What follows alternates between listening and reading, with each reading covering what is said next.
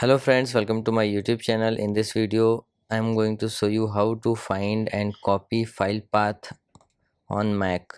So if you are new to my channel, please subscribe my channel and also press bell icon for more videos.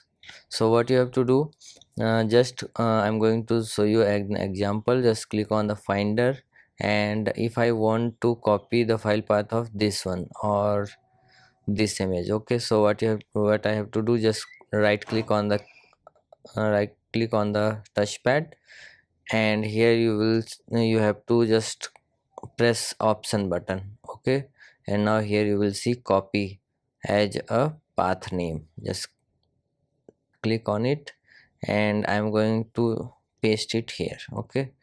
Now control command and V.